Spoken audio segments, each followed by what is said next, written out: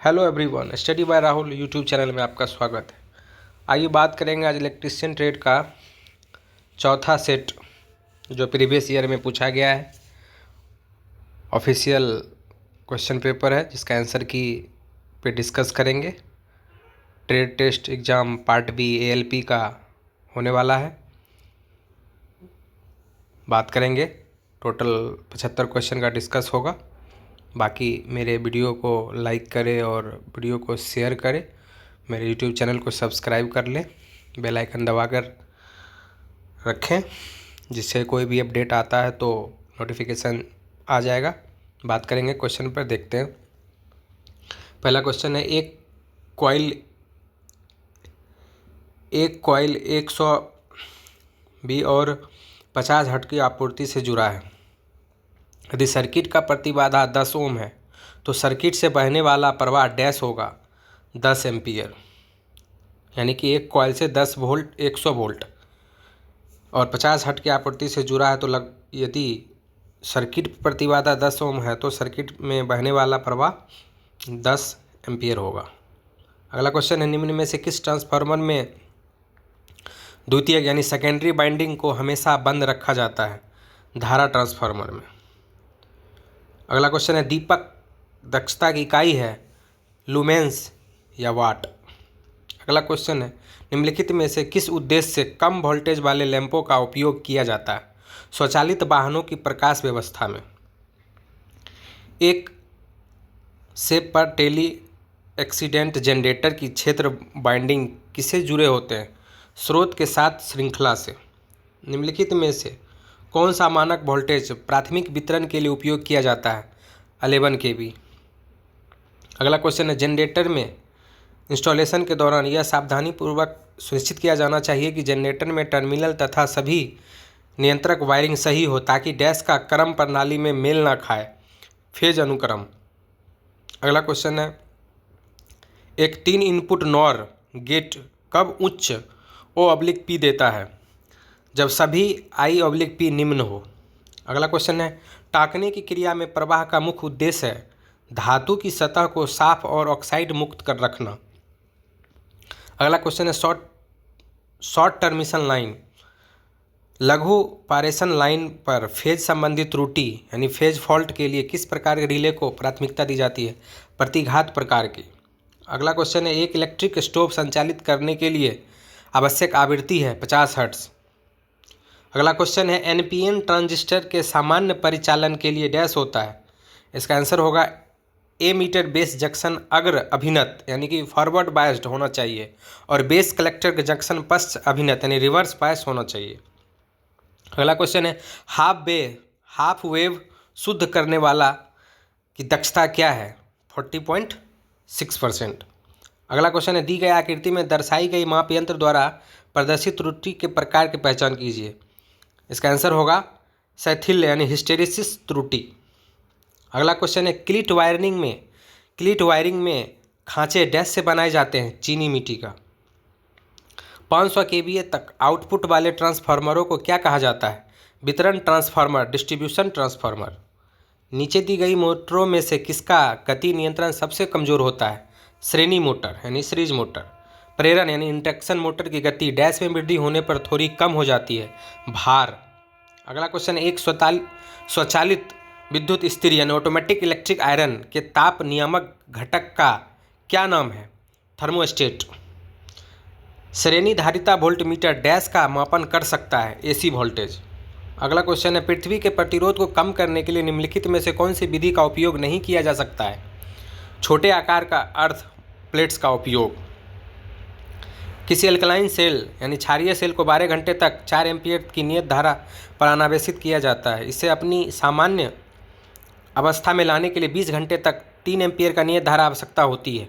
तो AH के क्षमता गणना होगा 80%। तुल्यकालिक सिंक्रोनस मोटर डैश है?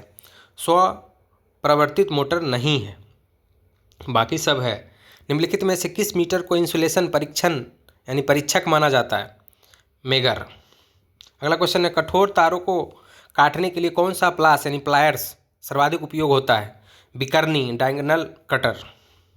अगला क्वेश्चन, AC सर्किट के प्रेरक और कैपेसिटिव रिएक्शन को डैश में रेट किया जाता है, ओम।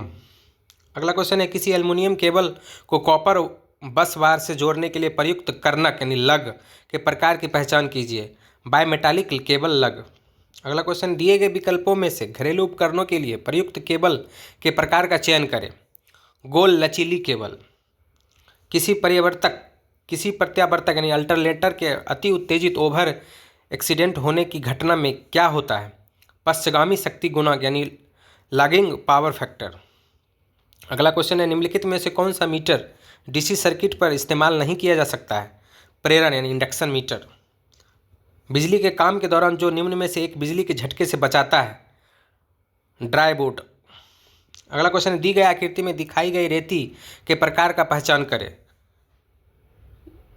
डबल कट वाली रेती।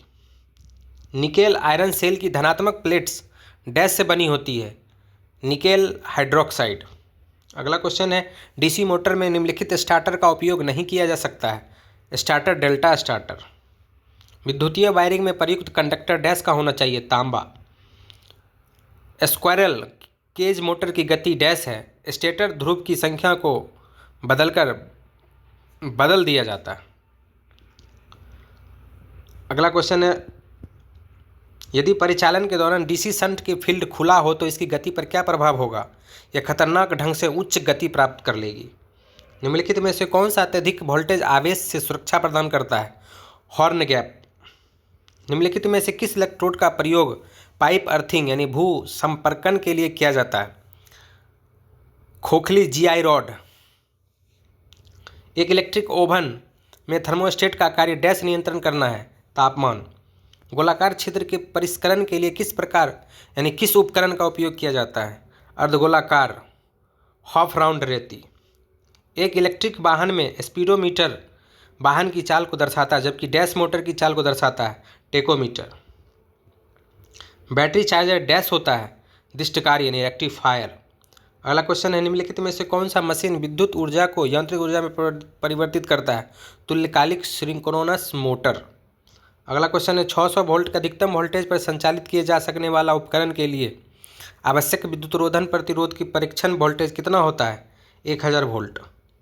यदि एक 80% क्षमता यानी दक्षता वाली 2 किलोवाट मोटर को 5 घंटे तक अधिकतम भार पर चलाए जाने के पर कितना ऊर्जा व्यय होगी, 8 kWh किलोवाट आवर। निम्नलिखित में से केंद्र टेपित ट्रांसफार्मर के पूर्ण तरंग संशोधन बनाने के लिए कितने डायोड की आवश्यकता होती है, 2। स्टोरेज बैटरी की ट्रिकल चार्जर यानी चार्जिंग से मदद मिलती है बैटरी के उपयोग अवधि को बढ़ाने के लिए। 300 वोल्ट यानी 30 वोल्टेज की I/P क्षमता वाले CRO का उपयोग करके 250 वोल्ट DC मापने के लिए उपयुक्त निम्नमापी की जांच कितनी है, 10x। एक सर्किट का प्रतिरोध और प्रतिबाधा 10 ओम प्रत्येक है तो इसका शक्ति कारक डैश है, यूनिटी। नीचे दिए गए चित्र में दर्शाए गए वोल्ट मीटर द्वारा प्रदर्शित मान क्या है, 1 वोल्ट। दिए गए विकल्पों में से चित्र दर्शाए गए जॉइंट के प्रकार को पहचान कीजिए, रैट टेल जॉइंट।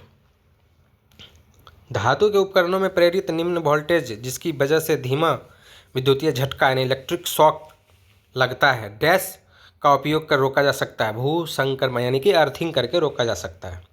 ISI के अनुसार विद्युत वाटर हीटर के ढांचे एवं संयोजन केबल के बीच इंसुलेशन प्रतिरोध कितना होना चाहिए, 1 मेगाओम। विद्युतीय यानी विद्युत वितरण में प्रयुक्त खंभों के लिए प्रयुक्त विसंवाहक वृत्त किससे बने होते हैं, सिरेमिक। सोल्डरिंग के लिए अनुशंसित व्यवस्था यानी कि कॉन्फ़िगरेशन डैश होती है, लैंप जॉइंट। अगला क्वेश्चन, ए मीटर डैश के लिए मार्ग प्रदान करता है, अधिकतम धारा।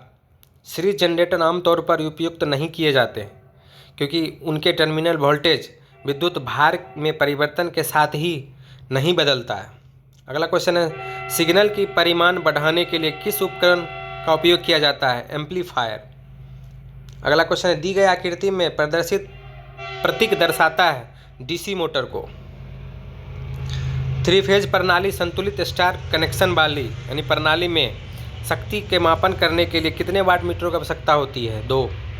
निम्नलिखित में से सोल्डरिंग अनुप्रयोगों में प्रवाह के लिए किस धातु का आमतौर पर उपयोग नहीं किया जाता है?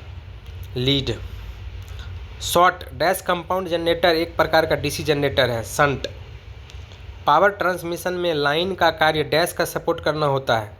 सक्रिय कंडक्टरों और जमीन के बीच पर्याप्त क्लियरेंस बनाए रखने के लिए। अगला क्वेश्चन, 150 वाट लोड के संचालित करते समय 150 AH एवं 12 वोल्ट बैटरी संयोजित यूपीएस की पूर्ति करने का समय क्या होगा? 12 आवर्स। लीसेजस पैटर्न कैसे बनाया जाता है? दो साइन तरंगे खींचकर जो एक दूसरे को समकोण पर होती है। अगला क्वेश्चन है, यदि डीसी मोटर के आर्मेचर में 12 स्लॉट प्रति कंडक्टर के साथ 39 स्लॉट है तो कंडक्टरों की कुल संख्या होगी 468। इलेक्ट्रोमोटिव बल का एसआई इकाई क्या है? बोल्ट। बहुत ही इंपॉर्टेंट क्वेश्चन, ये क्वेश्चन बार बार पूछा जाता है। निम्नलिखित में से किस डीसी मोटर का बैक ईएमएफ अचानक शून्य हो जाए तो क्या होगा? मोटर का आर्मेचर जल जाएगा। यूनिवर्सल मोटर की गति को डैश के द्वारा नियंत्रित किया जा सकता है? फेज एंगल कंट्रोल के द्वारा। अगला क्वेश्चन है, निम्नलिखित में से कौन सा एक इंसुलेटर नहीं है? सोना। पाइप अर्थिंग प्रतिरोध किसके द्वारा विनियमित किया जा सकता है? नमक और पानी डालकर। अगला क्वेश्चन है, निम्नलिखित चित्र में प्रदर्शित चिन्ह की पहचान कीजिए। ध्रुवित संधारित्र, पोलराइज्ड कैपेसिटर। अगला क्वेश्चन, आइसोलेशन ट्रांसफार्मर का घुमाव अनुपात क्या होगा? 1:1। बहुत इंपॉर्टेंट क्वेश्चन है, ये बार बार पूछा गया है। अगला क्वेश्चन है, यदि 200 kVA 2000/200 वोल्ट ट्रांसफार्मर की माध्यमिक बाइंडिंग में 100 मोड़ है तो इसके प्राथमिक घुमावों की संख्या डैश है? 1000 टर्न्स। टोटल 75 क्वेश्चन का डिस्कस कराया गया है। बाकी मिलते हैं नेक्स्ट वीडियो में, तब तक के लिए धन्यवाद।